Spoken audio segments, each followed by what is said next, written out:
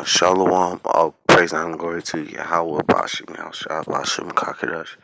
Double honors to the elder apostle, great bill. So, citation will teach all truth and sincerity.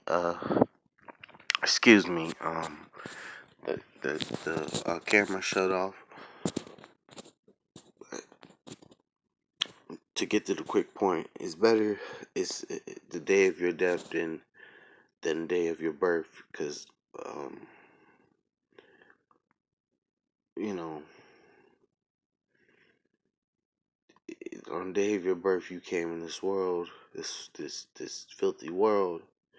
On the day of your death, you're leaving this filthy world, going to rest. That way you don't have to deal with this filthy world anymore. But when you're born, you're born into this filthy, polluted world. But anyway, this is verse 2. If it's better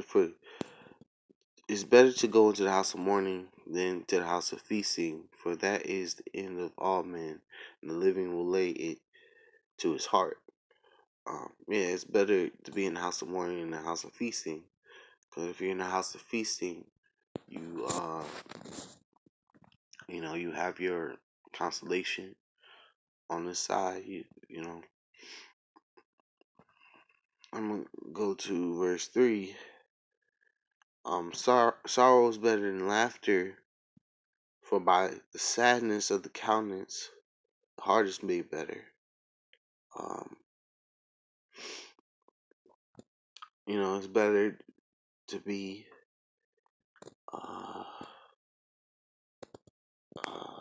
in a sorrowful, mind state.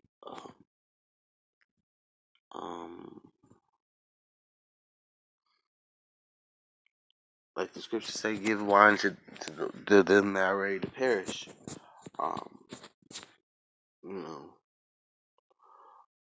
Read verse 4. The heart of the wise is in the house of mourning, but the heart of fools is in the house of mirth. It is, the wise, those are, have a wise mind, they're in the house of mourning. But those that, have a foolish mind, they're in the house of mirth. Read verse 5. It's better to hear the rebuke of the wise than for a man to hear the song of fools. Yeah, it's better to hear rebuke from a wise man than a song of fools. See verse 6. For as the crackling of a thorn under a pot, so is the laughter of the fool. This is also vanity. It says, surely oppression maketh a wise man mad, and the gift destroyeth the heart. Because you're being oppressed by your oppressor, in captivity. And if you're given a gift, that destroys your mind, because you're mad at the condition you're in. I'm gonna go to Ezekiel 9 verse 4.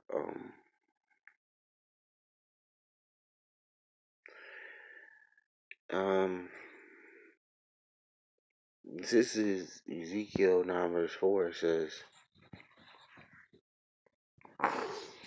and the Lord said unto him, go through the midst of the city, through the midst of Jerusalem, and set a mark upon the foreheads of the men that sigh and that cry for all the abominations that be done in the midst thereof.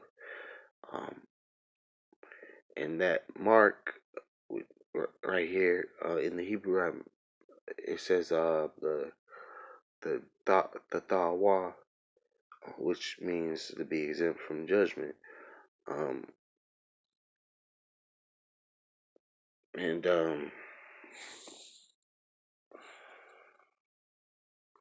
And those are the hunters going through the city, smiting, those that don't have the Tawa, but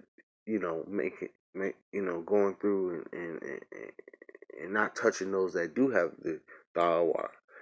You know,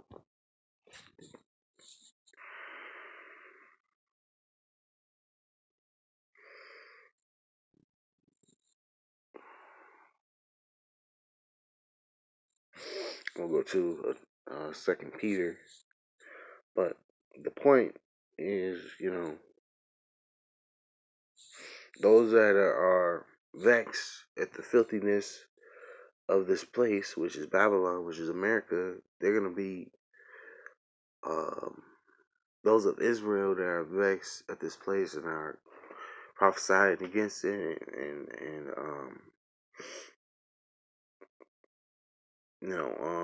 coming against this kingdom and wishing for its downfall. They're gonna be exempt from being destroyed, in the end, while those that participated in the wickedness and is not against it, they're gonna be destroyed with the rest of the people. Um, this is Second Peter chapter 2 verse 6. This is it says, in turning the cities of Sodom and Gomorrah into ashes, condemn them with an overthrow, making them an ensample unto those that after should live ungodly, and deliver just Lot, vexed at the filthy conversation of the wicked. For that righteous man dwelling among them, and seeing and hearing, vex his righteous soul from day to day with their unlawful deeds. So, and Lot was a example of the elect, just like Noah and Noah's family was an example of the elect. Lot and his two daughters were an example of the elect. Because Lot's wife, she looked back and turned into a pillar of salt, but his two daughters and him, they escaped. Because they listened to the angels that told them not to look back, which that was an order from Yahweh. You know, that was an order from Yahweh, and you know, um, I'm gonna go to